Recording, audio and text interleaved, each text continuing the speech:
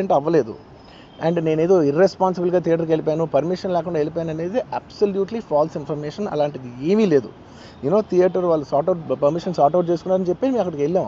అక్కడికి వెళ్తే పోలీసులే క్లియర్ చేస్తున్నారు అక్కడ. So it is understood that everything is sorted. నేను వాళ్ళ డైరెక్షన్లోనే వెళ్తున్నాను.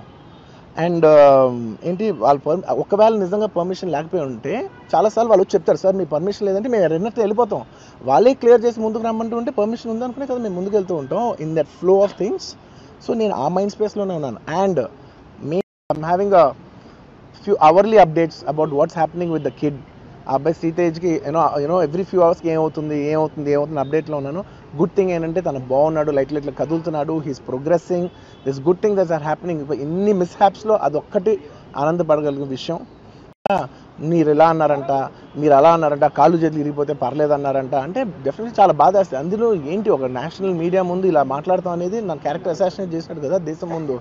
అరే నేను కష్టపడిందే ఈ 3 ఏళ్ళు తెలుగు వాళ్ళకి. నా ఆడియో ఫంక్షన్ చూడండి నేనేమన్నాను, నా సినిమా చూడండి అది అన్నాను, నేనేమన్నాను, అరే మన తెలుగు వాళ్ళు పరువు తీసి ఎక్కడో నిలబెడదామని ఒక అటెంప్ట్తో చేశాను. అలాంటిది నేను అంత ప్యూర్ ఇంటెన్షన్తో చేస్తే నేను ఇలా చేశాను అలా చేశాను నా మీద ఫాల్స్ ఎలిగేషన్ నాకు ఎంత బాధ వేస్తుంది.